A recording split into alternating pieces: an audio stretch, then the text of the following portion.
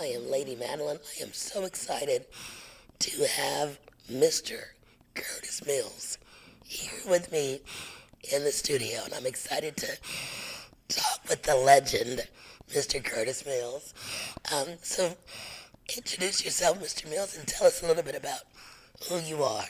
Hi, my name's Curtis Mills. I grew up in East Texas, went to school at Dunbar High, Lufkin, ran track there. Finished, went to grade schools, all of it. Graduated in 1967.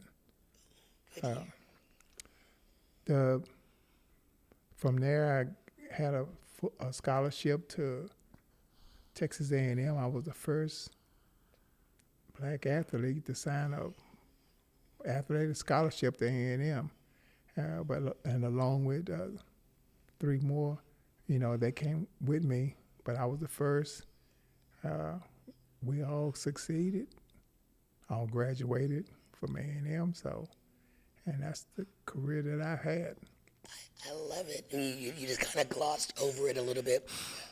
The first black of three to receive an athletic full ride scholarship to Texas A&M in 1969, was it? 1967.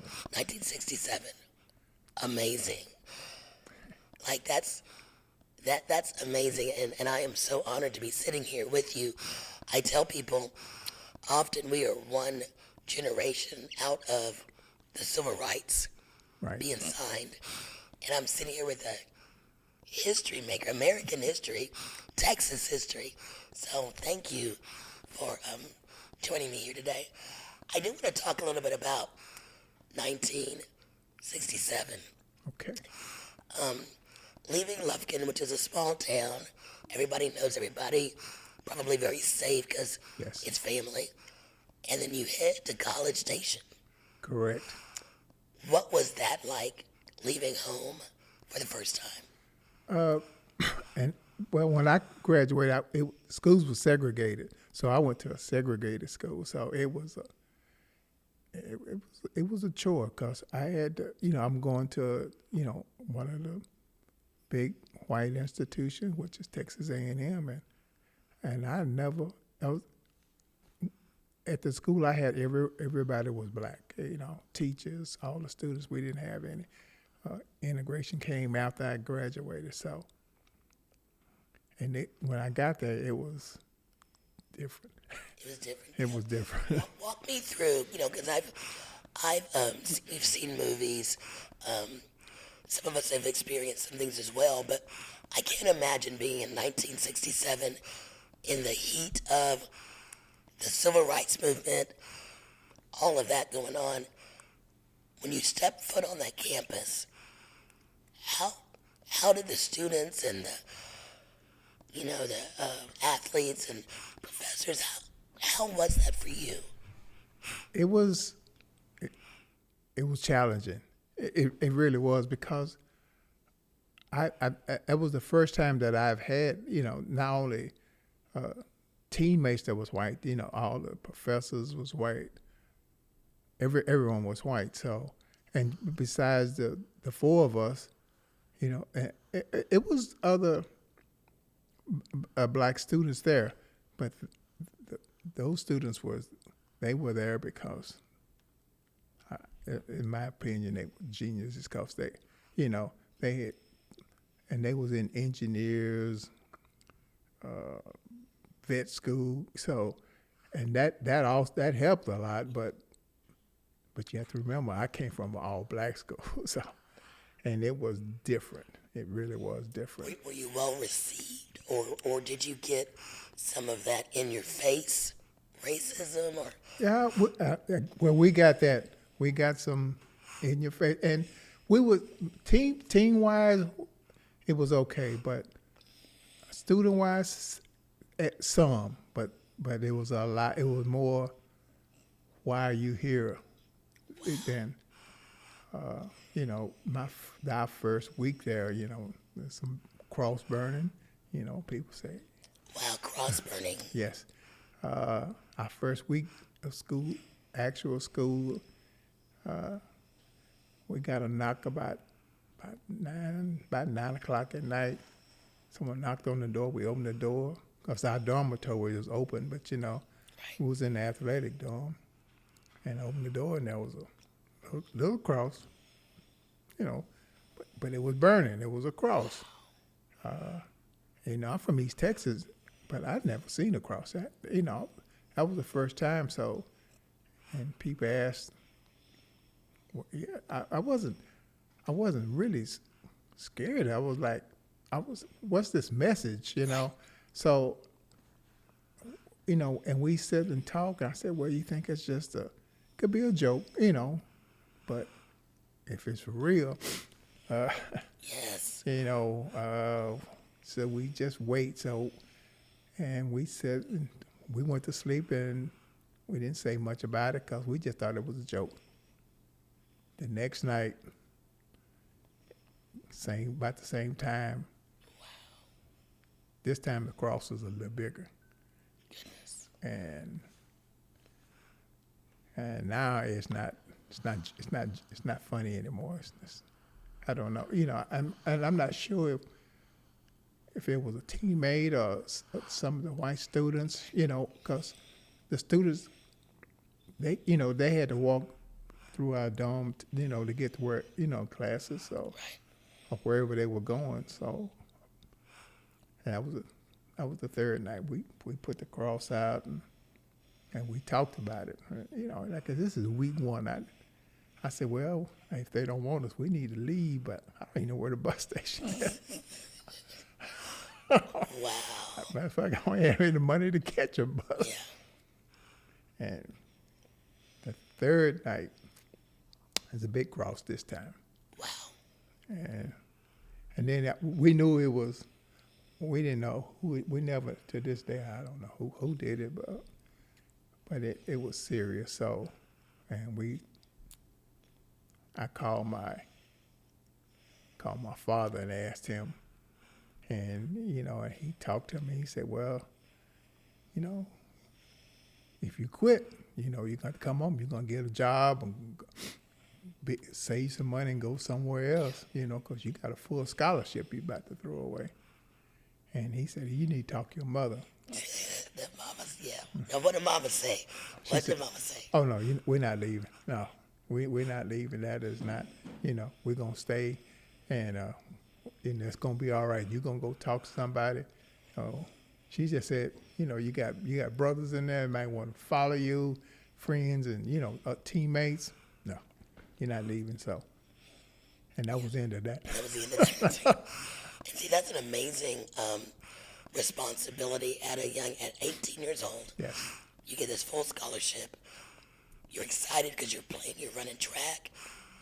And then you get to school and you got these crosses outside your door. Yes. Not one day, not 2 days, but 3 days. And I can just imagine saying, let me get up out of here. But your mama had some wisdom. Yes. She said and says, no. You are a role model, and if you don't go, if you don't stay, right, they won't go. Right. And I wasn't thinking like that. I was thinking, well, they don't want me here. I can find somewhere else to go and, go to either a black college or somewhere, But she wasn't thinking like that. Thinking like that now. We're gonna pay the way here, so. Yes, and that's why I'm so excited to be sitting here with you, paving the way. I had to pull this out because I said, let me do my research on this young man, Mr. Curtis Mills. You, in 1969, yes, you set a record. Not just did you set a record, but you beat out the gold medalist and the silver medalist from the 1968 Olympics. What? So your mom is right. If you didn't stay, none of this would have been happening. And this year is, 1969. It's 55 years ago. Tell us about that race and that day and what was going on through your mind when you stepped up there. Did you know they were a gold medalist when you were racing? Oh, yes. Well, I knew them because I had followed them in there, and they were great athletes. Yeah. You know, I mean, they great. They was great athletes. You know, they Olympic champions, Yes. world record holders. So the night before we was all together, and they were saying who was gonna get first and second. You know, and those two, and I was there, and I said, "Well, people, y'all better not count me out." I love it. Better not count me out. So I can't get a piece of that. I can't get a medal. You know, and they had some more people. So they told me I was going to get 6. I said, okay. Anyway, I set a world record on them. You sure did. Set a world record. And it was for the 440, wasn't it? 440. And we was running yards at that time. Oh, yeah, the 440-yard dash. Wow. Now, while you were at A&M, you had an NCAA championship, All-American, 69 and 70, All-American 44 relay, 69 and 70. I guess Southwest SWC, was that Southwest? The Southwest Conference at that time. And 440 and 69, 70, 71, Southwest Conference 220, 440, world record setter for the 440, and the 880 in 1970, and the world record setter for the indoor mile relay. Yes. What you say? And it was crazy. As a kid, I was in love with Wilma Rudolph. Oh. It was just like, wow, Jesse Owens, seeing them on the stages and running for, America, but just to see that. And I'm looking at your accolades here. Well, it's let me go back to where I come from. But the high school I went, we didn't have a track. We had a great coach, and he would get one of the city come in, just make a big old circle. It was bigger than a track, a regular track, but that's where and it was dirt. So we worked out. That's where we ran. We barefooted, grass. Wow. So we didn't have track shoes back in so we ran. Only time we saw track shoes is when we went to a track meet. Really? Yes. We ran barefooted most of the time. So, and we would go, different places. I would just, I felt good because I could get to put a pair of track shoes on that, and Bob Hayes is running a 9.9, so those Adidas was a 9.9, so I got to put them on. I really thought I was just great, I could get a pair of track shoes, but it didn't hinder us. It didn't. We when you're a winner, we wasn't followers. Our coach said we'll get first and let them talk about second to 8th place or last place. I love that. And I love that there was a sense of pride and respect for yourself, for your community. Tell me a little bit about when you went to A&M and you were on the track team, and the team has to travel around and go to different track meets. What was your experience like when you guys had to go to hotels or even go out to eat? I was the only athlete, out of the 4 of us, I was the only one that competed out of the. So you were by yourself. So I would go to all the track meets my freshman year and sophomore year by myself. So, and I had a little, white teammate because it was, I was it. I always had the same one while I was there. The experience, we would go to some towns, and back, like I said, in 67, 68, you still couldn't eat at all the places. So we go some hotels, and they said I couldn't eat. After, you go to a track meet, and you tired at the end of the day. And I asked, I was hungry. Let's be honest, and I said, well, can't, I ate in some kitchens, while the team would, eat. Coaches said, well, we don't have to eat. I said, well, Coach, no, let them. I ain't gonna punish them, because this is the time, And I didn't mind going in the kitchen because that's where my people were, and we had a good time in there. I'd meet them, and it was an experience. I think the best time. We went to a meeting. There were no room, so I had to spend a few days in jail. So, but that was the time. Coaches did the best they could, and my little roommate, like I said, had to give him credit. He stuck with me. So did he?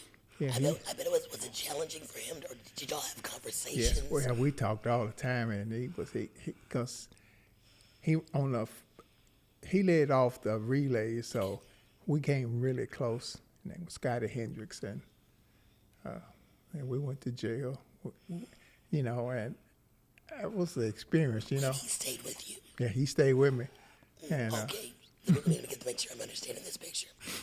One of your white teammates, yes, who could stay in a hotel with everybody else, right, chose to stay with you in the jail, yes, to keep you company. Yeah, we had a great time, and it was a little bitty town in Texas. It's in Texas, and had a big track meet there, and it was a nice meet.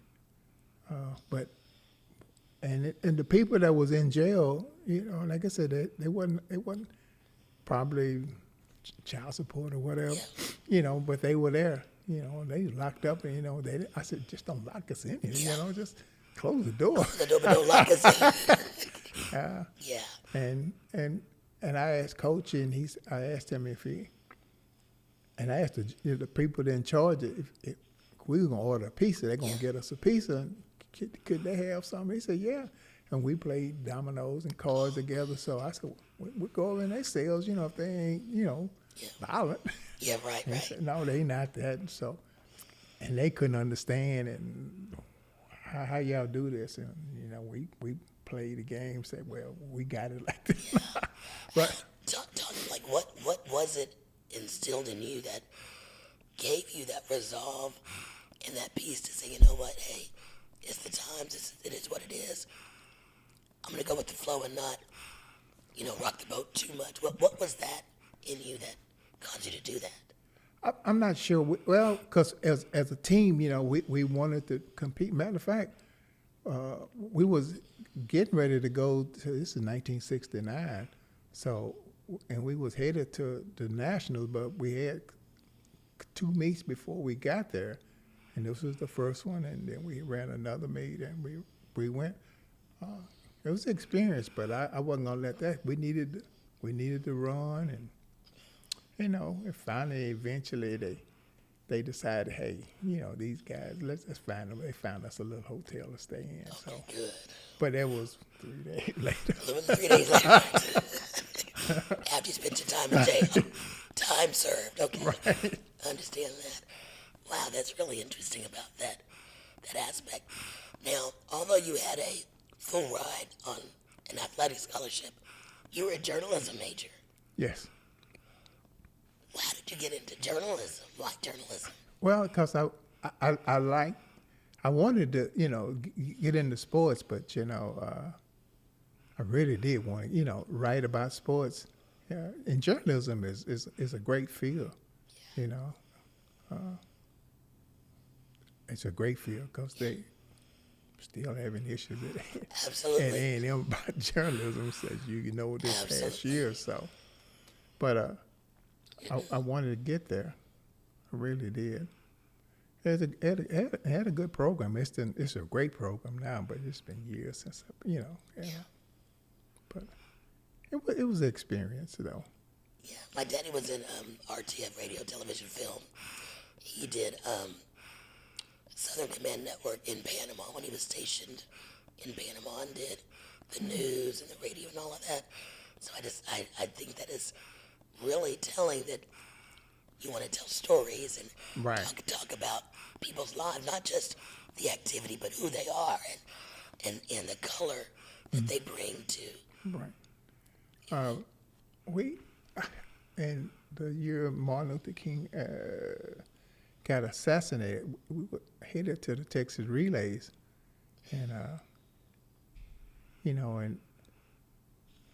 and my coach asked, said, well, "Do you want to still run?" I said, "Well, yes, we."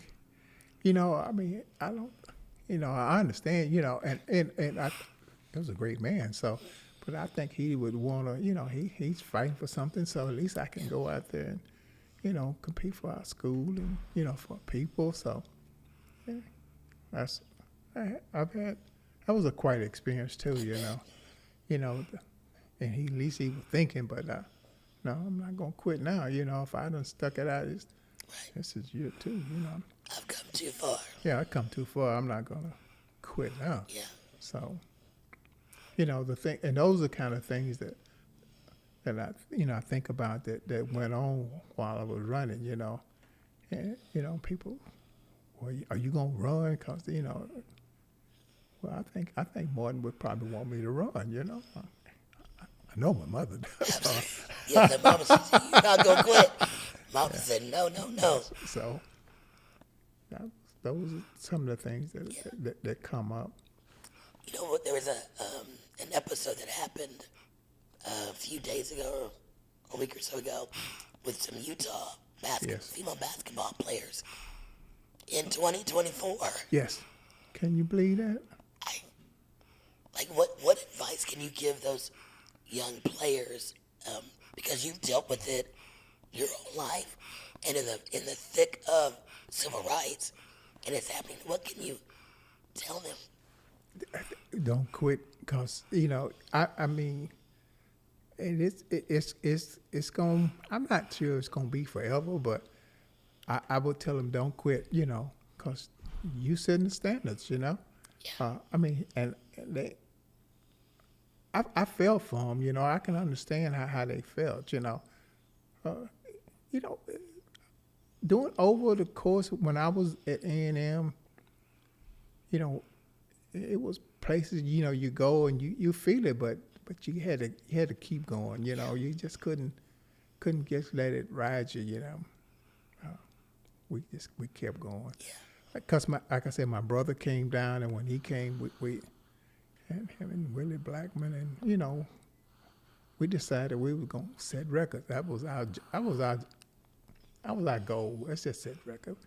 So we set a few world records. I love that. The thing that it's like it's a mindset. Right. When you put your mind to something, you say, you know what? Regardless of what you think or you say or you do, I'm gonna prove you wrong. Right.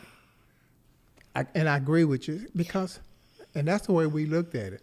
We can't change it. We can keep it going, and maybe they will see. And we stuck by that. We would feel it, but it didn't stop us though. We said we're gonna just keep on going, and if I did good. My brother came, and he did good. And another brother came, and so all my all my brothers, we went to A&M, and we faced it. So it was interesting. It really was. As you were talking, and I was just going back in my memory bank, living in Panama, this was in the 70s, I was the only black in the 4th, 5th, and 6th grade. And I remember, I didn't realize I was black. Like, it wasn't like oh, you're black and you're white and you're this and you're that.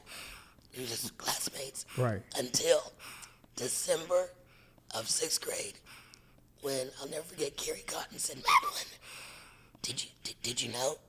Like, did I know what? Mitchell Williams is here. I'm thinking, I don't know who Mitchell Williams is. Well, now you have somebody. And Mitchell was black. Oh. And I think that was the moment I realized, oh, I guess we're not the same. I didn't realize that. Yeah, I didn't know. 'Cause right, we're just at school. I ran track. I did athletics, school, all that stuff.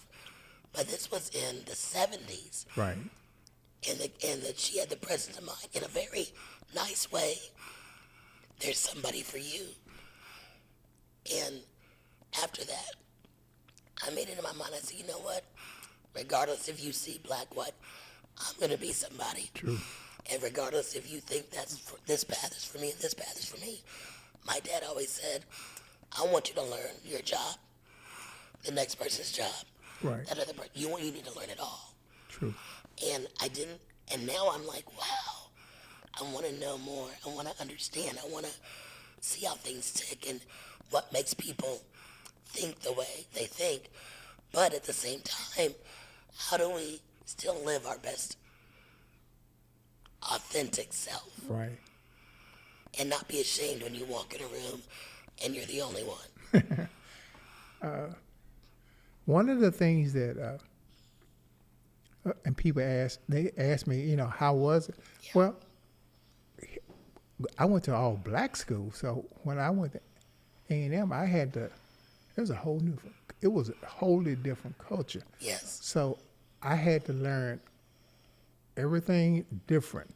So I'm trying to become an Aggie, you know, and I really, that took a lot, you know. Yeah. I'm trying to learn all, you know, A&M was traditional school. I had to learn all the yells and, you know, why they doing this. And I went to midnight. You know, a lot of times you be the only black there, you know, but you know, you don't have time to, you know, you got to keep on. So, and I like to talk to someone that's there now. You know, I think it's different, Yes. but I wouldn't, you know, I have a lot of cousins and that has gone there too. But you know, you had to learn. Like I'm like you know, I didn't even think about it until, oh, okay. And so when we started, like it was just the four of us. When I went, you know, people talk about, you know, it had easy. It wasn't, you know, because the teachers, the professors, and you know, they didn't know blacks either. Yeah. You know, so they had to learn as like I said, my coaches and everybody. Yeah. So they had to learn what, you know, and we had to learn them. You know, it wasn't gonna change. You know, so Right.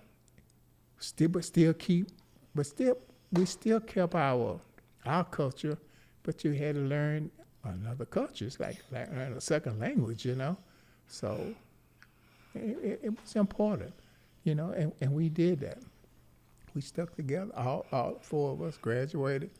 You know, the four of us went there. We all graduated.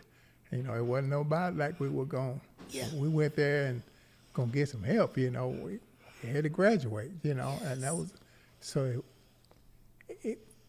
Running was important, but also graduating too. So you're gonna say, well, and a lot of recruits come say, well, what you think? I said, well, we all graduated.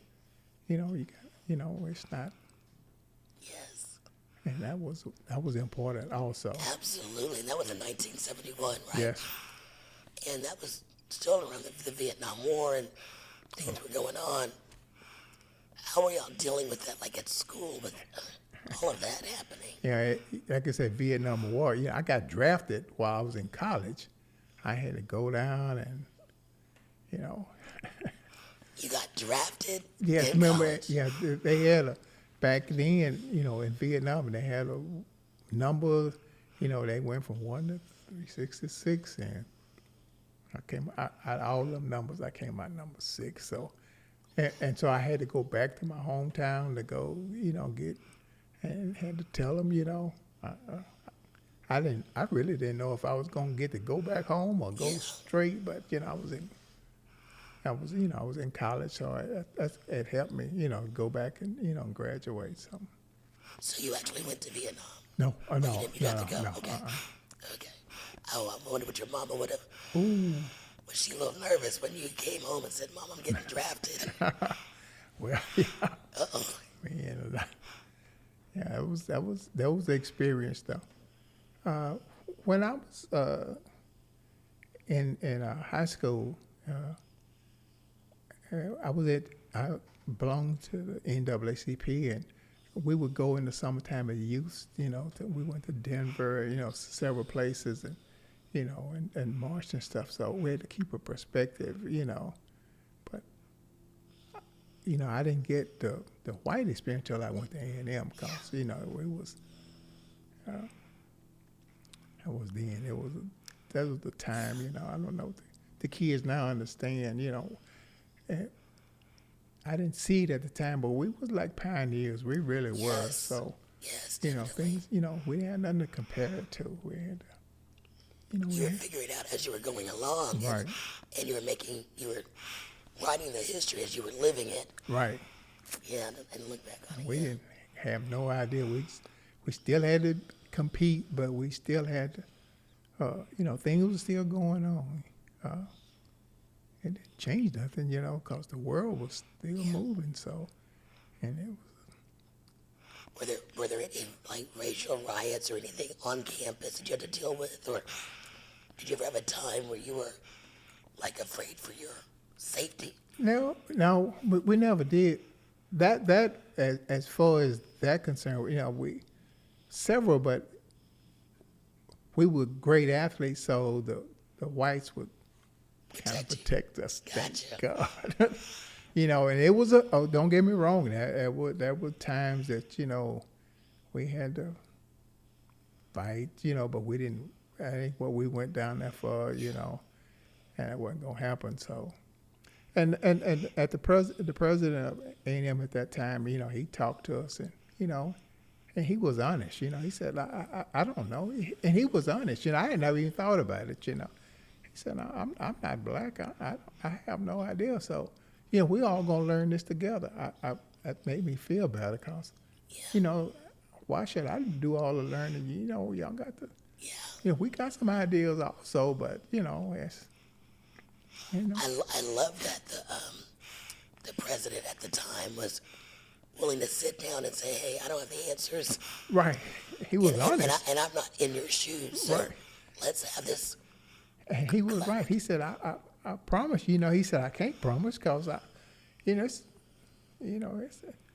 a big university." Yeah. He said, "I can't, each individual, but I promise, that he would." And he sat there and listened to us, and it made sense. You can only do but so much, Right. because it's gonna take time.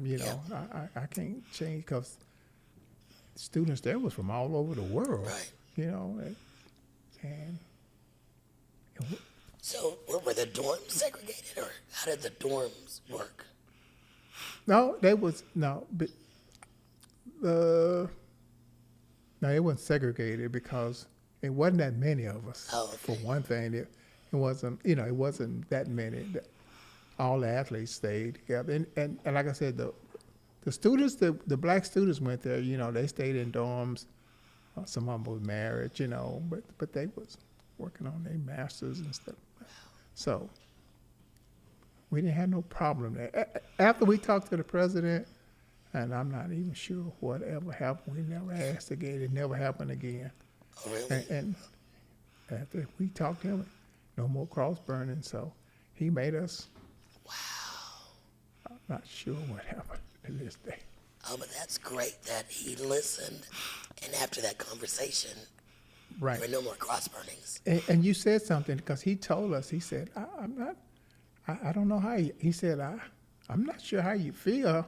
He said, because, it would never happen, Nobody ever gonna burn a cross in front of you, It wouldn't even mean nothing.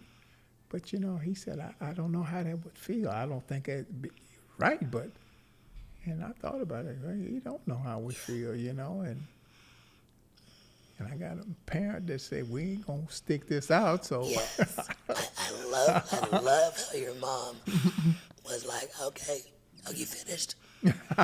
Okay, now we staying. You're not coming home. Yeah, we didn't have that conversation. That was it. That was it. There was no but mama, no. She never asked again. Nobody ever brought it up. So And then your other brothers ended up going to college True. too. They went there, my brothers. So he came and we all went and all his kids went to A&M and they still going, you Oh, know. wow. Look at that. You have created a legacy of your family because of you and the sacrifice you made. Because your mom was so instrumental in saying, "No, this is bigger than you, baby. This is bigger than you." What? I'm so excited. Like I'm thinking, going forward, it's 2024. We're in a climate right now of. It seems like it's back in the 60s again. I mean, I wasn't there, but it feels very tumultuous. Right. And there are a lot of young people and even older people that are like, no, let's just burn it down. Let's just, go crazy. And I look at you and I think, wow, if he can stick it out, I may have to be that sacrifice for somebody else. Because your mom looked at the legacy. You bought into that. And I think as a people, that's something we need to be looking at is, hey, I might not see it in my time. Right. But if I make my children's children might see it. Right. Because and my brother, like I said, he came, and, we ran track. We were successful. But his daughter went there, and her kids go there. So it's just great, So it paid. I didn't see it at the time though. My nieces, Ty McDonald, she's in Bastrop. Her husband was the county judge there, and so all their kids go. So evidently, my mother and I planned it a long time ago, and it's still working. So, and they have a kid that's, all their children go there. So, it's been great. Oh, that is awesome. So, what are some of the things that you like to do in your spare time? I'm retired now, but let me say this. Okay. I got to be, because of the opportunities that I had. I took it serious. I got to be a president of the Lettermans. So I was the first. I was the first to a lot of things. Wow. I was the first to make the Hall of Fames. First to, A&M. Yep. I was the first to serve as, president.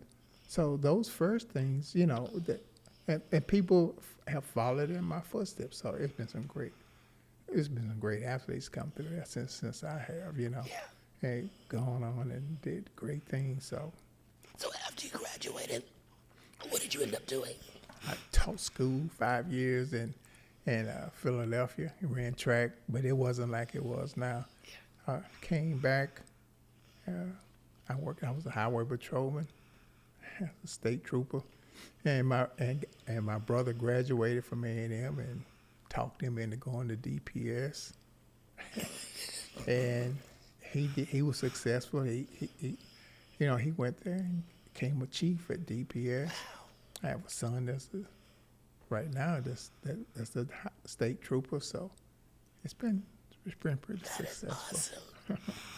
Now, does your family just say, "Oh, that's just my dad," or do they recognize, who you are to so many? Yes, I think so. I hope so. Yeah. We it's been good because some of the, from what my high school, Lufkin School, they went to A&M. Well, not only A&M, just got universities. Cause with that opportunity that I went, cause I was the first to go to a big school.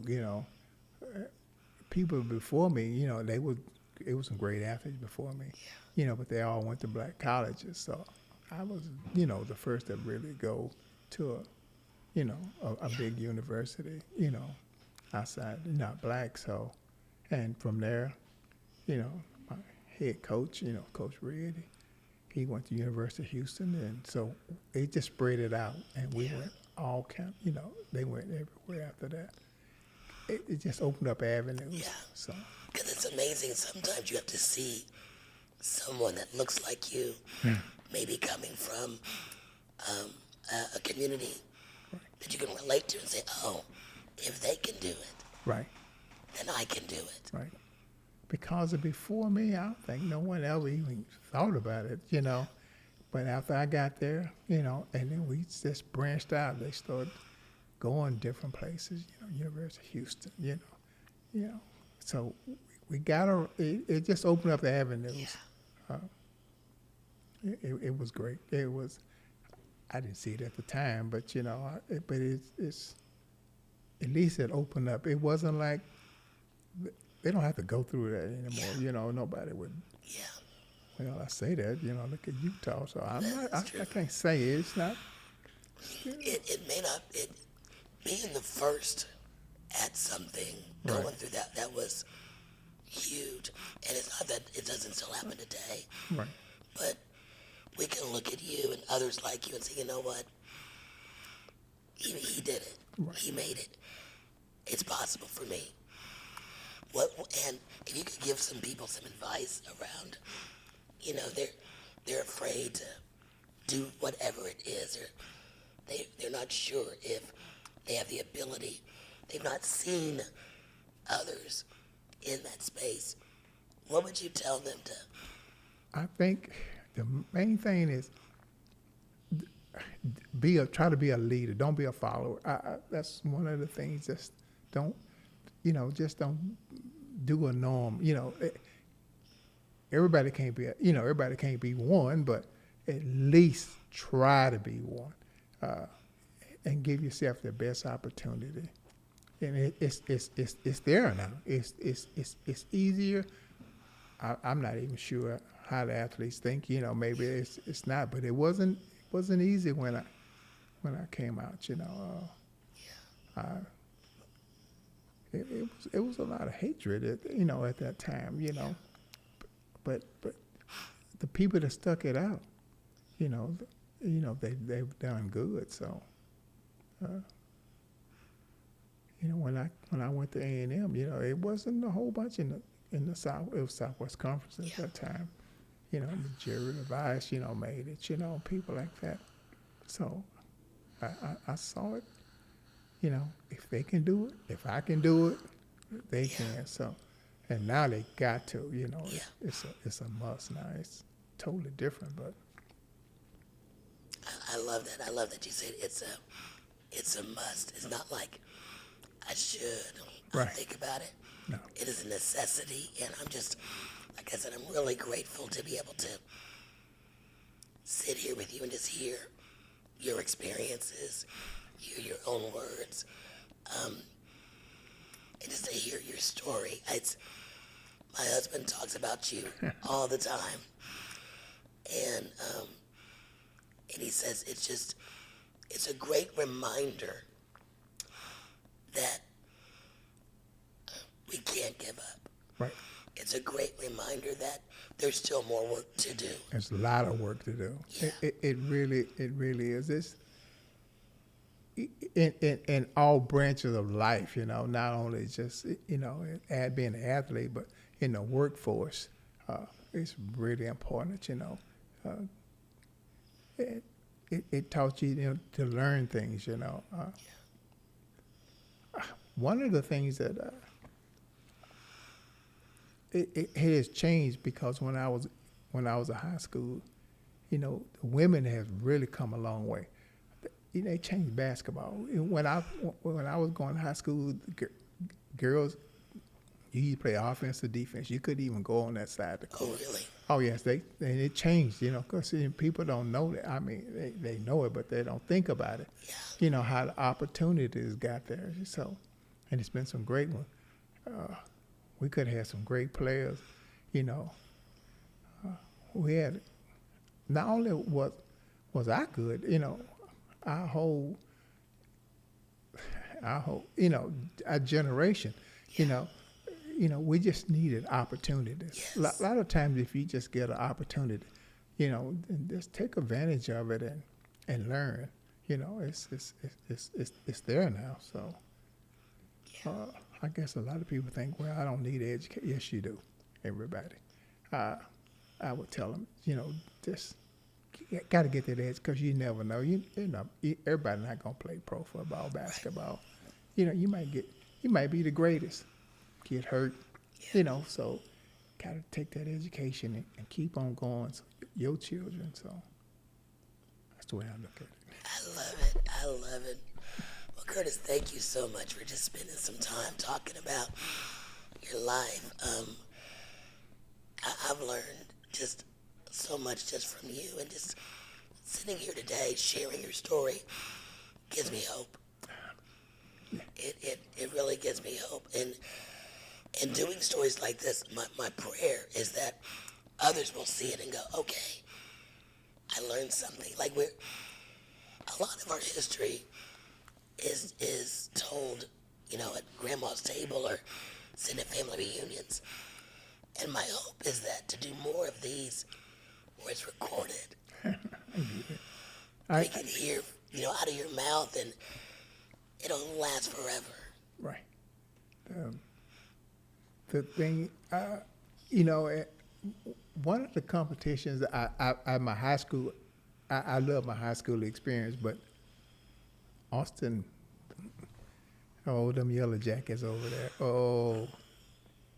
they were bad. They was they were so bad. Matter of fact, it was them that probably made me just be who I just wanted to be good. They came because I lived in East Texas, so I didn't even know about, Austin, the Yellow Jackets. Because, they went up and down 35. They went, Waco and Dallas and, Corpus. But they ventured out to Houston one year, came down and won everything. And I'm like, and my coach said, they won all. No, we could have at least won one. I said, I don't even know who they are. But them Yellow Jackets. Them Yellow Jackets won everything. And we had one coach said, "That's don't feed them. They ain't hungry enough. We're going to have another coach say, come on, save us, because we hungry. It's this track. They shot the gun, and we all started at the same time. They just got back before we did. I love it. But they were great, though. And I said, I hope to see them again. I didn't see them anymore, thank God, because they was a high class. It was 4A. But they were great. And I found it. That was my sophomore year. And they came and won everything. They was so far ahead. They had a great coach there. I don't know. That coach was great. Really? He had them. Out of all my experience, I just couldn't believe the people from Houston, because they knew who we were, because we were good. And they said, well, who are the Yellow Jackets? I said, I don't know. I don't, ain't no cheating here. They don't need no, ain't nobody bought nobody off. I'm going to have to go find out who was on those teams in the 60s. Oh, yeah. And see if they're still around. Yeah. One of them was John Harvey, Schultz, all they was good. They were some good athletes. Yes. They were really, really good. Okay. Gant, so they was, but they impressed me.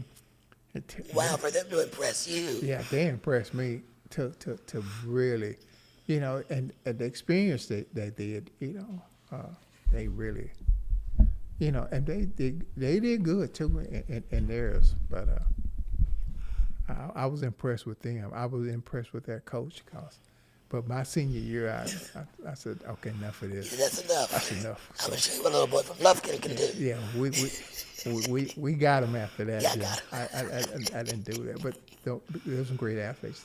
They went on to set records themselves, so they were great. So, and that's what I'm saying. It just that alone, a lot of them graduate, can't have successful, careers. Yeah. So, I learned a lot. I love it. Yeah, them wow. Yellow Jackets. Oh, them Yellow Jackets. I love it. They did. I love it. Thank you so much for bringing that back home. Well, Mr.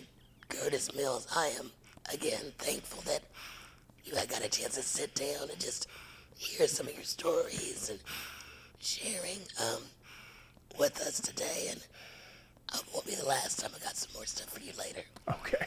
All right. Well, thank you again. I appreciate it. Absolutely. All right.